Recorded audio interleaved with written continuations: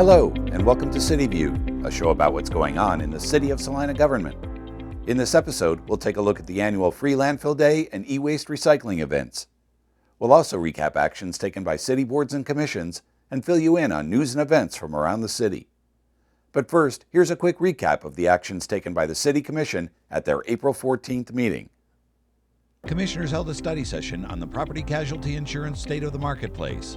The city expects insurance premiums to rise by about 25% when it renews its policies in June. After approving the consent agenda, the City Commission approved the final costs of special assessment projects at Stone Lake Addition and sewer improvements at Markley Road and Magnolia Road, and set the public hearing date for April 28th for the approval of the assessments. Commissioners also approved proceeding with the proposed shade structure project at the City Light Stage at Ash and Santa Fe with funding from the Fieldhouse Off-Site Parking Fund and the Downtown TIF Fund, and approved rebidding the Jerry Ivy Memorial Park splash pad with a water feature and police memorial upgrade as additional options. In development business, commissioners approved an agreement to accept a $300,000 community development block grant and approved the replat of Johnson Addition No. 2 north of the Church of the Cross on Rush Street. The next City Commission meeting will take place on Monday, April 28th at 4 p.m. in room 107 of the City County Building. The meeting agenda will be available on Friday, April 25th on the city's website, salina-ks.gov. Salina City Commission meetings are available to view on Salina TV, Cox Cable Channel 20, as well as on the city's Facebook page and YouTube page. For Channel 20 schedule information, please visit salina-tv.com. Here's the City Board and Commission meeting recap. The Downtown Design Review Board met on March 27th and approved a new wall sign for Clark, Mize, and Linville at 129 South 8th Street. They also approved a sign for the new location of Iron Insurance Partners at 104 South Santa Fe Avenue. All City Board and Commission meetings are available to view on the city's YouTube channel at youtube.com/City of Salina, Kansas. In news from around the city, Public Works Director Jim Teutsch retired on March 28th.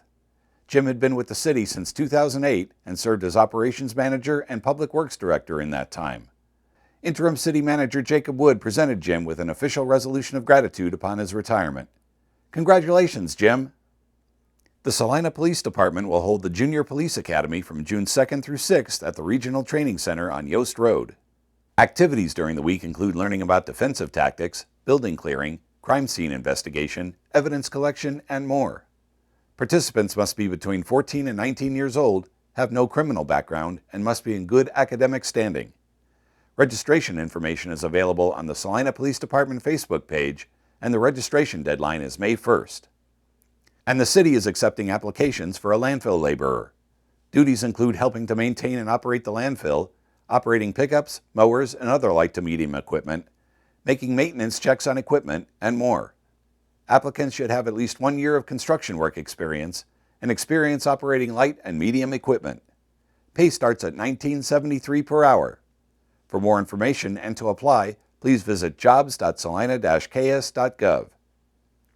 The city will hold 2 events to help you with your spring cleanup.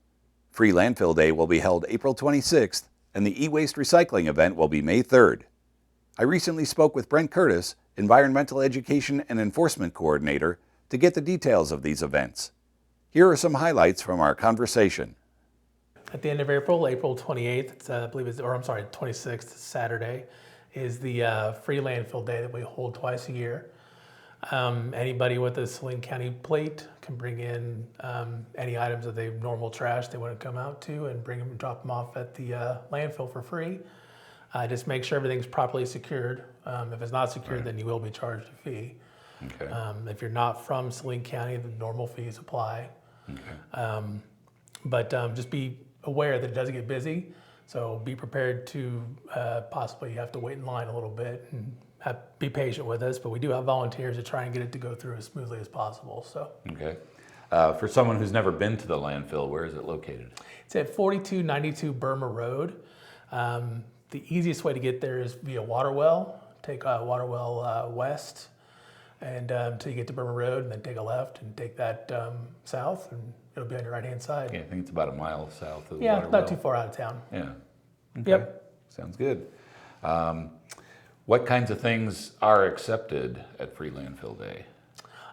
Any kind of household trash. The only things they can't take are or anything that has any kind of freon or hazardous materials or anything like that. They can't junk a car for you or anything like that. Right. But normal trash, anything you might have in your garage that if you want to throw away, an old lawnmower or a dishwasher, sink, anything like that. Basically, it's a good time to clear out your garage, your basement, and get all that stuff taken care of. So Yeah, I've taken advantage of that in the past, and it's been great. yeah, it's always pretty popular. So yeah, that's why we say go early and to be sure you might have to wait a little bit. So. Right. There's another opportunity on May 3rd, I believe it is. Yeah, Saturday, May 3rd is our annual e-waste event. That's from 9 a.m. to 1 p.m. at the Berkeley Family Recreational Area, which is off Markley Road near the baseball diamonds. Basically, bring us any kind of electronics that anything that has a cord, uses a battery, TVs, computers, laptops, gaming consoles, anything like that. If you have an old junk drawer full of old cords and chargers, I know I do because I've had so many devices over the years that all that stuff we'll take. Almost everything we'll take is be taken for free.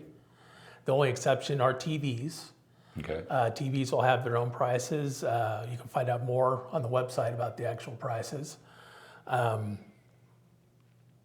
Basically, that one's a little more flexible as far as the time, but they try, again, it's volunteers and people working on their days off, so they try and get them out there as soon as possible. This year, there's a little bit difference. We're not taking any large appliances this year. Okay. So no refrigerators, stoves, anything like that. So, but we will have information on hand if you happen to bring something like that. That we'll be able to tell you where you can go to dispose of those. So. Okay. Right. Now the way you get into that is you come in from the south, correct? Yes. So you go in. The entrance will be near the water tower on the south end of the recreational area. It's kind of close to that dog park they have down there. Right. And we'll have lines set up. We usually do 4, and then we condense them down into 2. And then we have teams you don't have to get out of your car. We do all the unloading and all that stuff for you. So. Well, that'll do it for this edition of City View. For more information about any aspect of the City of Salina government, visit the city's website at salina-ks.gov. And be sure to follow us on our social media channels. We'll be back with an all-new episode of City View on Friday, April 25th. Thanks for watching, and we'll see you next time.